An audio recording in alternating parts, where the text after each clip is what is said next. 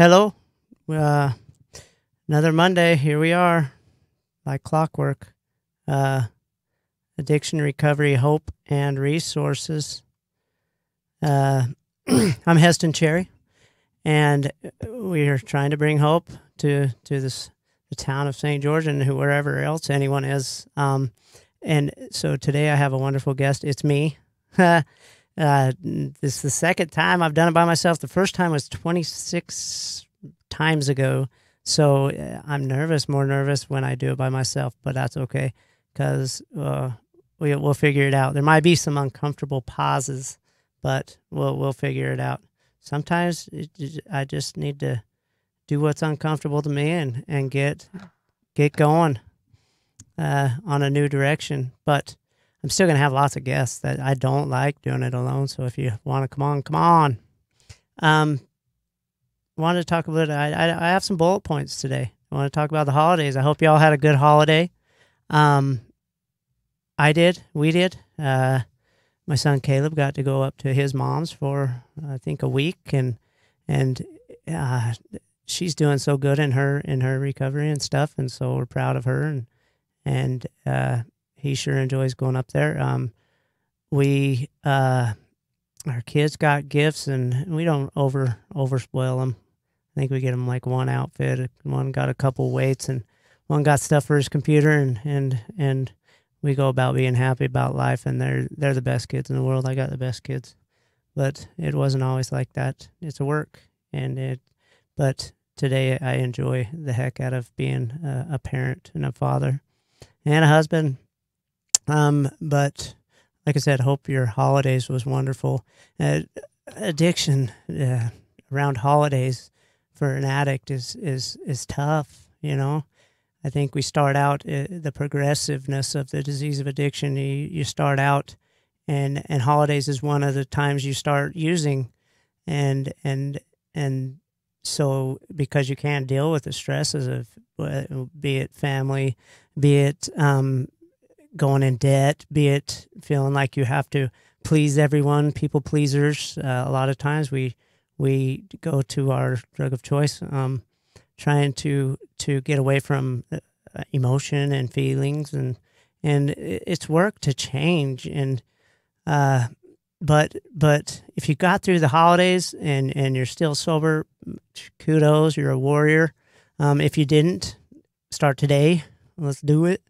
Reach out to someone. You can even reach out to me. I enjoy talking to people. I had a gal message me the other day, and she was real struggling. She had been beat, and I tried to give her direction. I hope I gave her good direction, but I can't do it for her. And I told her it's going to be your choice. But the holidays can be tough, so be aware of your loved ones that are trying to change their lives. And one of the things I wanted to talk today was about change. I've had so much change in my life lately. You know, I don't do good with change. I'm an addict, and I'm on a schedule. And from on Monday at 8:40, you know, I'm going to be at the temple usually, and then at Tuesday I'll play pickleball, and then I work, and I have a schedule, and to throw me off of my schedule just throws me for a loop. But I'm learning, and I'm willing to change and willing to get better at that stuff. But yeah, I just changed the place where I held my real estate license, and so I had to get a new wardrobe. I had to get new everything, and so change. Here we go. But what they say, I wrote it down. There's no growth in the comfort zone, and no comfort in the growth zone. And I'm a firm believer that for someone that's recovering from addictions, that change is necessary, and when they're comfortable, it's scary. So when you're comfortable, challenge yourself to do something different. You know, I remember I don't like going in public. I struggle with that, but I'm good with people. It's just something that I struggle with. But I remember, you know, I'll go to the grocery store and I'll focus on watching for someone that's bringing their card out, whether it be an older person or a woman or something. And I'll offer to take their card in, or I'll smile at someone and say hi. And so just doing things that make you uncomfortable, it's important. I wanted to tell a little bit about my story again, because the first time I did this by myself, I had two people coaching me, and I was a nervous wreck, and I don't think it came across well. And so I wanted to tell a little bit about the progressiveness of where I ended up where I was, and how 25 years of addiction, of being in active addiction, it gets to where it takes 25 years to get out of. And so I started out at a young age. I think it was 14. My buddies, well, maybe a little bit younger, but my buddies and I, and one of them stole a pack of cigarettes, and it started out, we were under a trailer in Riverdale, Utah, where I grew up, and that's where it started, and then all of a sudden it's alcohol the next month, and it's only once in a while, then it's only one on the weekends, and then you're having fun, you think it's so fun, and then you're sick, and you're saying, I'm not going to do that again, but you do in a month. And then, a month goes by, and then all of a sudden I'll do it again. And you start doing that, and then you add on another drug and another thing, and, before you know it, once a week or once a month turns into once a week, turns into every day, and you don't even see it coming because you're just trying to feel normal. And I found myself, I've told this story so many times, so some of you have probably heard it. A lot of you have. But I found myself at 39 years old, losing my job. I had the best boss in the whole world, and he loved me, and he really, I don't talk to him much, but I should. He really helped me out. But at 39 years old, I was raising my son. I didn't believe his mom was ready to quit at the time, and so I called my parents after living in a hotel for about the last 9 days, and out of money, out of cigarettes, walking around trying to find cigarette butts from other people. Disgusting, but reality nonetheless. And my 7-year-old, I looked at him, and I just felt like there was just that moment. And I called my parents, and they were in St. George, and I said, it's time. I'm ready to change. Could you come get me and the boy? And they drove that day out to Ogden, Utah, where I'm from, and picked us up. And I don't think if they wouldn't have come that day, I think I would have got through the moment and continued on in that lifestyle. So I'm grateful for my parents to listen to their promptings and come and get us. And yeah, man, I've been sober ever since. But, it took a couple marriages, a lot of relationships, a lot of friends dying from overdose, roommates, good people. Me and my wife often talk about, wifey, we often talk about why we made it and they didn't. And we don't know. We really don't know. We like to think it's because we can help people and some higher power, God. Well, that's what I believe. God knew that we could help people, but it is sad that there's so many out there that pass away, and you hear about it every day. And I know so many addicts, and I'm in the addiction recovery community so much. I bet once a month I hear from someone that I knew or know that passed away, and it's heartbreaking. And it's at first, after I was a year sober, I don't believe you should help people until you're a year clean. But when I started helping people, when I'd have one of them pass away, I had one girl hang herself in Purgatory Correctional Facility, and it hurt, and it's like, why am I helping people? Why do I even want to be around it? And then I had a buddy, anyway, he took his life, and that hurt. And so the failures of people wear on me, and so I had to find a balance. But the biggest thing I had to do was, when those things happened, I had to think of the ones that made it and are making it and are doing so good, because there's so many people out there making it in their recoveries, and each person's recovery is different, and some of them still smoke and cigarettes, and I smoked 3 packs a day. I'm no one to tell anyone that that's wrong. Heck, some of them go to different churches or don't go to church, or it's okay. It doesn't matter as long as they're clean and they're clean for today. They're doing good. And so, I don't know. I'm kind of just gonna wander around today because I'm by myself. I talked to a gentleman that I used to serve with out at Purgatory Correctional Facility, and he taught me a lot. You know, me and him, we butted heads at times, but I knew he cared, and I cared, and so we loved each other for who we were, and it was okay to disagree on some things, but he always talked about hope with a plan, and it's okay to have hope. You want to have hope, and you know me, capital H, capital O, capital P, capital E, you got to have hope, because being hopeless is so scary and so awful, and I wouldn't wish that upon anyone. So love yourselves if you can, but also just having hope isn't enough. You've got to have a plan, and I agreed with his theory. You had to have a plan. And so we'd tell these girls from the jail, we'd tell them, right now in jail, make a plan of what you're going to do when you get out. Because if you don't have a plan, what I'm going to do when I face this person, what I'm going to do if someone asks me to go to this place, what I'm going to do about my friends, am I going to just disown them all or go my separate way and be alone? I had to do that. I had to separate myself from everyone I ever knew. But that's what saved my life. But we tell these girls, you have to have a plan. And then when these things come up, follow the plan, whether it be, I'm going to reach out to so-and-so, I'm going to go and exercise. I'm a firm believer of exercise. I suck at running. Like, people say they run like 26 miles or 50 miles. I'm like, that's so cool. Not for me, but I could play pickleball all day.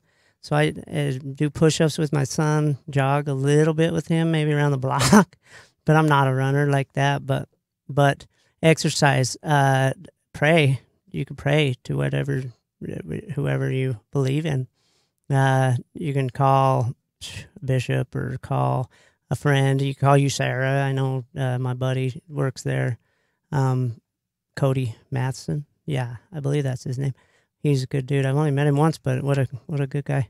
But there's a plan. And so if you have a plan, I remember when I was about 14 months clean, and I went and I was doing an open house. And at this open house, so you turn on all the lights, you get it all looking good, the brightness. There's something in psychology of sales. I don't know. I don't like the psychology of sales. I just like being honest with people. But so you turn on all the lights and you open all the blinds and you make it bright. And so I did that, and I'm walking, and I'm turning on the lights, and I go into the master closet. It's $1 million home. And I turn on the light, and I look in there, and like in those cubby holes, there's prescription pills, bottle after bottle after bottle of my favorite drug of choice. And I don't know, immediately why would I go look at it and see what they are? Well, I'm an addict, and that's what I did. And so immediately my brain turns to, I think my back is hurting. If he won't even know if I took one, he's got 1,000. But what I did was I turned off that light. I went and turned every light off. I went and shut every blind, and I locked the doors, and I left. I think that was one of the biggest things. That was the first time I had to, in my recovery, face the reality that things are going to come up, and you have to be prepared. And if you have a plan and you have an outlet, it's a lot easier to stick to that plan than just winging it. Just winging it is scary. Just winging it, you might 99 out of 100 times say no, but there's one time that you're leaving yourself at risk of falling back. You can't, when you've been where we've been, you can't just use once. People so many times, so often, go out and use again, thinking that they can control it again, and it just doesn't work that way. The disease owns us, and so hope with a plan. like I said, I wanted to talk more about exercise. I don't know what kind of exercises, but I know there's like an addict, an athlete, or something like that out there that these guys root each other on, and it's good to have, an addict. Our brain is, we have to be the best at whatever we do, and so, well, in my opinion, in my case, I always have wanted to be the best in everything I do. So I'm an extremist. So when I do something, I want to be the best, and I'm not always the best, but I try. But where was I? That's why they call it dope, I guess. But but exercise, I think, find a routine, clearing your pores, sweating. I think there's importance in that. I believe that there's importance to music. I don't know. I'm a Beatles fan. I love the Beatles. Everywhere I go, I listen to the Beatles. But I also listen to like some Christian rock station. Not even to my faith that I believe in, but I listen to a lot of Christian rock, which I love. But I'm a Beatles fan, and I dig going for drives and listening to tunes. Some people more deep than others, but that's an outlet. Those are outlets. Exercise is an outlet. Take up cooking, go serve someone, but those are outlets. What else can I talk about? I got a good guest coming on next week. His name's Tom Bean. He's a physician's assistant, a PA. I think that's like a doctor that didn't go to school as long as a doctor. He'll probably smack me, but I think like he's as smart as the doctors, and he does medicine. That's what he does. But he's going to come on and give us some. He's going to talk about addiction and what he understands of it, and he's going to talk about what is he going to talk? I know he's going to talk about mental illness. I struggle with mental illness. I struggle with depression, and I always have, and he has too. And so we're going to open up about that a little bit, and get a conversation going about that, and what are your options. This might be a real short show, but I'm going to stick it out. As uncomfortable as I am, I'm going to stick it out. But so I guess I want to go back to this gal that reached out to me. Maybe we can get some comments on our Facebook page of what some options are for this girl, because I know so many people listen to this show that are owners of rehabs, and they know people that are in these, they're therapists, and they're clinical workers. And so I want to read to you how much in despair someone can get. And I'm not going to say names. I never will. My wife doesn't even know about this one. I like to keep anonymity, but I wanted to talk about it because it broke my heart. Let's go back. Well, maybe I won't touch on that anyway. I'll give you the gist of it. She reached out and she said that, and this was about the fourth time that I've been in contact with this gal, and she's really struggled, and I've sent her outlets or resources, and the addict has to be ready. I can't do it for him. But she reached out, and she had been beaten by a gentleman, and she called him her boyfriend, and she was wanting help, and she was ready to go to detox, and it was going to be a 2-month detox. I didn't understand too much of it, but she was scared, and she was wanting direction. I sent her some resources up there, and I hope she reached out, but I haven't heard from her since. But the despairs of addiction. Wow. Tell you what, the coolest thing ever was to see the girls at Purgatory Correctional Facility. Some of them would come in 3 or 4 times. In the 3.5 years, I probably saw some of them come in 5 or 6 times. But when they were there, they were humble. And I think that's an important part of addiction recovery also, is humility. I had to realize, for me, Heston, you're not that cool.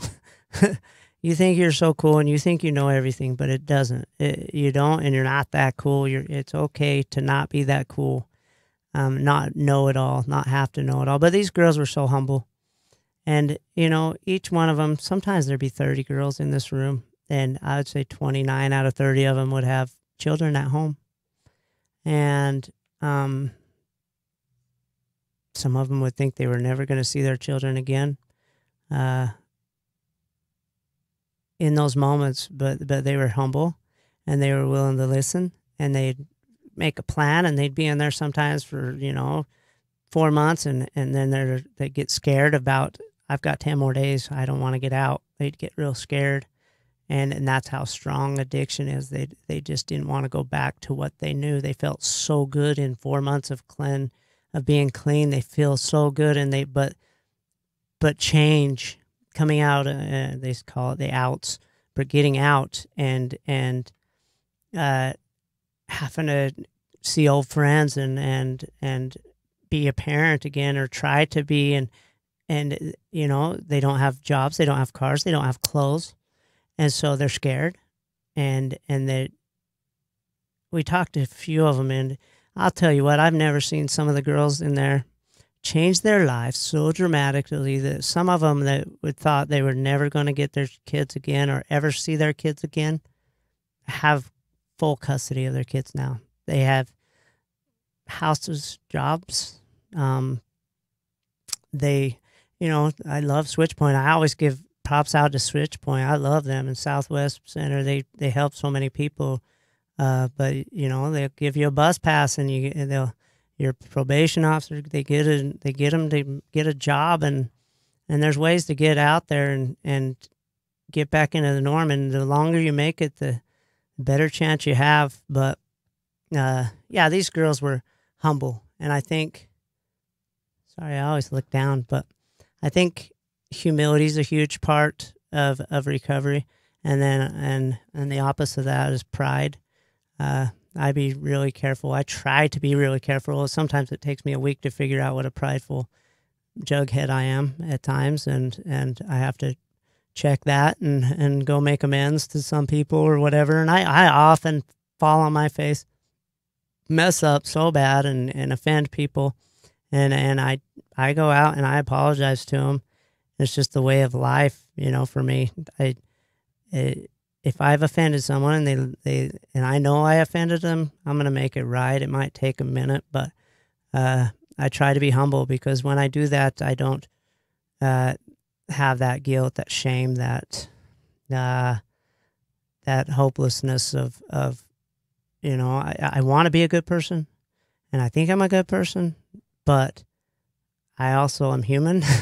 And so I can argue with the best of them. I can offend people. I can get too serious about stuff. But anyway, there goes that. And, oh, man, what else direction can we go today? You know, resources. Let's go out into resources. We've talked about a few. If you know a loved one or someone, you know, and they open up, help them if you can. Help make the phone calls. Help them make the phone calls. That's what the guy at Southwest or USARA says. He sits right there and gives them the phone number and has them make the phone calls. Uncomfortable, yes. Will they do it? Maybe. I guess I'm gonna go finish this thing off with the last thing. The biggest question I get all the time is, Heston, I have a loved one.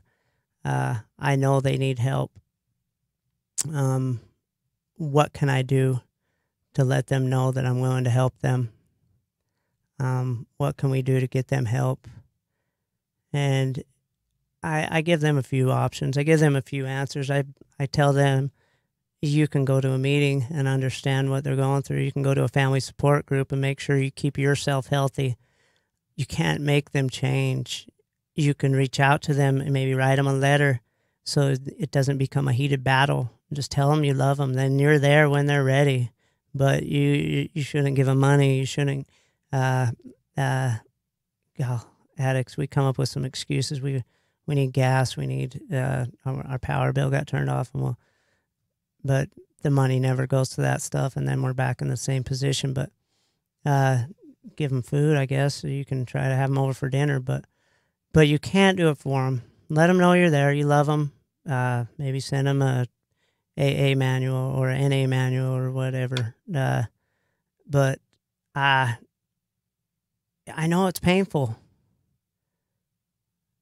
You know, I had a friend that ended up overdosing in Florida, and he was a roommate for like 5 years, one of my best friends ever. And he yelled at his grandparents so bad, and they didn't understand why, you know. And I look back, and because I was like, no, I almost believed him, like it was all their fault, but it wasn't. I understand today that addicts hurt people. If we're not getting our way, we're going to hurt you. So if your son or daughter or mom or husband is yelling at you, it's probably not a bad thing. That means that you're not enabling them. Anyway, I'm not an expert. I don't have no license. I don't have nothing, but I have experience. And I have a love for people. I have hope for people. My buddy Navarro, I asked him to come on today, but he couldn't do it. But his favorite word is believe. He said, I believe in you, man. And I love that phrase, believe, have hope, love. Be careful not to come up with it. In family members, I think, all too often you become sick also. And then you've got two sick people, the addict, the family member, and then you become codependent to an extent. And that does no good. Then each other's just yelling at each other, and you've got drama happening every day. And you figure, holy moly, it's like a tornado. In one of the 12 steps, it says that addiction is like a tornado that tears through everything in your life. And it does. It tears things up, and it causes good people to do bad things. And I'm not okaying them or giving them a pass because they're an addict, but I will say that, you know, try to understand if someone's doing that or yelling or something. Try not to get mad. Try not to yell back because they really don't mean it. They're just trying to get by. They're just trying to manipulate and trying to figure out what they can do to get what they want, and they don't mean it. When I've seen so many people change, and we don't really, in the addiction, we don't really know we're hurting other people. We think I used to think, why are my parents so upset? Why do they care so much? I'm only hurting myself. and that's just not true. You're hurting the heck out of them. You're hurting your kids. You're hurting everyone. But that's the disease. That's what, I mean, it's the symptoms are all there. It's the same thing. And some people don't believe it is a disease, but I mean, you lie, cheat, steal, and rob, and it happens to every person that becomes an addict and gets that far down on the lane. And if you don't see the symptoms of it, no, you're just not wanting to. But anyway, we love you. We're glad you listen to Radio St. George 100.3 FM on Mondays from 3 to 3:30. There's other good shows on this channel too. Got my son here, Riker, Strike Dog, who helps me set up every week. He just waved to me, but he's not on the camera. Helps me set up every week, and he gets $5 a week, and he thinks it's the coolest job in the whole wide world. But he's proud of his mom and who she's become today, right? Mm-hmm. He's got good people around him. Anyway,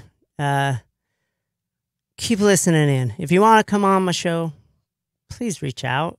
I get so scared to reach out to people, but I can do it too, and I'm not afraid to. I just felt it would be cool to come on by myself too. I'm okay with it.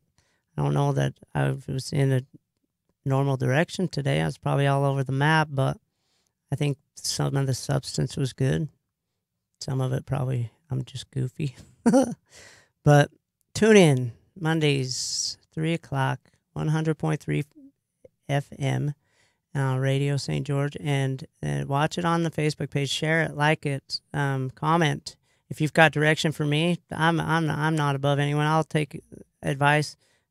Teach me. I can learn from everybody. I learn from my kids all the time, and I enjoy that. But yeah, reach out to me if you want to come on the show. If you have something that's burning in your heart to get out there, let's get out and get on the show. We're gonna keep doing it and keep rock and rolling, and Happy New Year. Make some new goals and do them one at a time and kick butt.